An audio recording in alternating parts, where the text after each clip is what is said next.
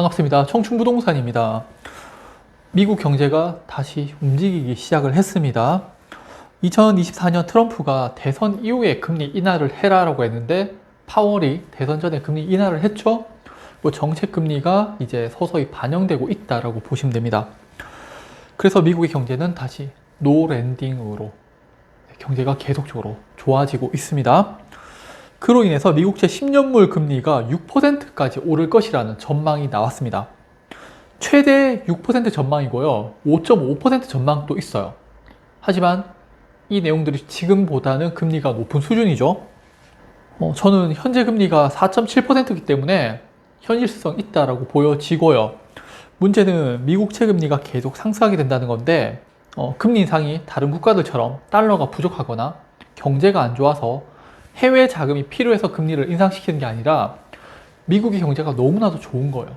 경제가 좋다 보니까 물가도 오르게 되고, 그래서 경제에 부담이 되지 않는 선에서 물가 상승률을 억제하기 위한 금리 인상이에요. 그러니까 전형적인 경제 호황일 때 나오는 금리 인상입니다. 시장에서는 단기간에 미국채 10년물 금리가 5%를 타진할 것이라는 관측이 나왔고, ING 그룹의 패트릭 가비는 미국채 금리가 올해 말 약 5.5%, 티로 프라이스의 아프리 후사인은 6%가 가능성 범위 내에 있다고 했습니다. 올해도 금리가 더 올라갈 가능성이 있다는 거 인지하셔야 되세요. 금리가 인상되면은 신흥국들 위주로 부채 폭탄들이 터지게 될 겁니다. 대표적인 게 2023년 초반에 있었던 실리콘밸리 은행이 있었죠.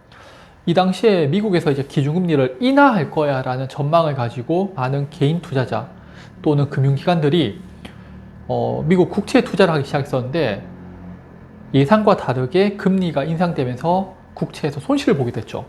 그래서 실리콘밸리 은행을 비롯한 미국의 은행들이 파산하는 그런 사건이 있었습니다.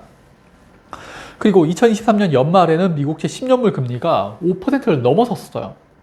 상당히 불안했던 상황이고, 다행히 작년에 미국의 기준금리 인하가 있었지만은 연말 들어서 금리가 또다시 상승하고 있는 상황입니다. 지금 4.67%고요.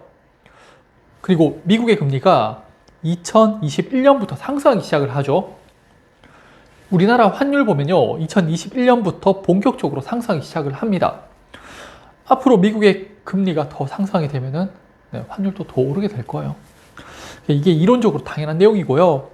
그럼 지금 시장에서는 달러가 효자 상품입니다. 1980년대 이후부터 이어져 왔던 미국의 금리 인하 정책이 최근 들어서 탈피하기 시작을 합니다. 산업 구조가 변하게 되면서 미국은 경제가 좋아지면서 고금리, 금리 인상을 지속적으로 하게 될 겁니다. 네, 그럼 환율은 계속 상승할 수밖에 없죠.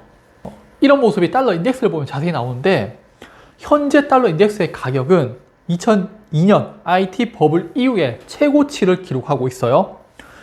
서브프라임 이후에 망한다고 했던 그 달러가 과거로 다시 회귀하면서 달러의 지위를 되찾고 있습니다. 더 무서운 게 뭐냐면요, 미국채 10년물 금리는 지금 2005년 수준이에요. 국채 금리는 2005년 수준인데 달러는 2002년 그보다 훨씬 더 높은 수준으로 올라갔다는 거예요. 자, 시장에서 예상했던 미국채 10년물 금리가 지금 4.7%에서 5.5%, 6%로 올라가게 되면은 달러 인덱스의 가치는 더 올라가게 되죠. 이 말은 환율은 지금보다 더 폭등하게 될 거라는 겁니다. 그럼 진짜 미국채 금리가 더 올라갈 수가 있냐? 저는 있다고 봐요. 네, 이거는 ISM 서비스 지수인데 박스권 하단이긴 합니다. 하지만 최근 들어서 조금씩 상승하고 있고 박스권의 바닥을 다지고 있는 모습이죠. 2024년 미국의 금리 인하로 경제가 조금씩 살아나고 있는 상황입니다. 서비스업 좋아질 거예요.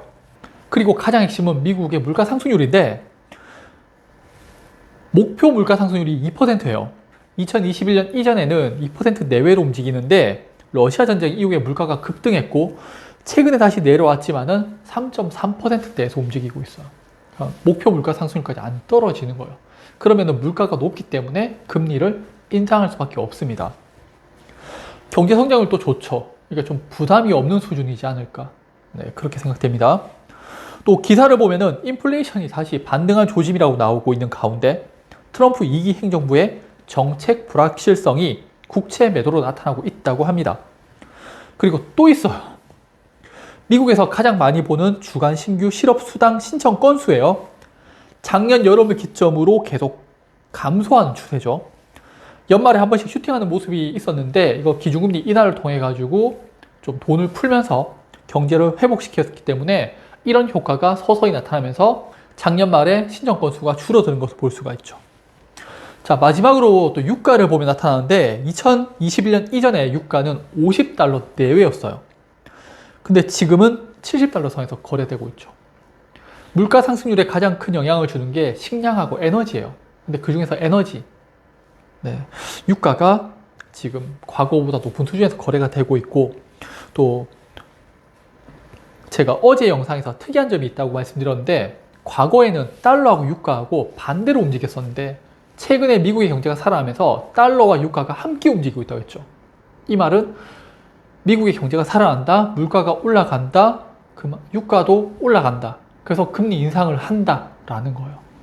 미국의 경제가 좋아질수록 금리 인상되면서 환율은 더 올라갈 수가 있다라는 겁니다. 자, 그럼 오늘 내용 정리하겠습니다. 미국채 10년물 금리가 올해 6%까지 오를 수 있다는 이야기가 나왔는데 현재 미국의 경제와 각종 경제 지표들을 보면은 현실성 있는 이야기라고 생각됩니다. 그러니까 혹시나 모를 자산 가치 폭락에 대비해서 달러가 꼭 필요한 상품이 될 겁니다. 그럼 오늘 영상 그럼 오늘 영상도 봐주셔서 감사합니다.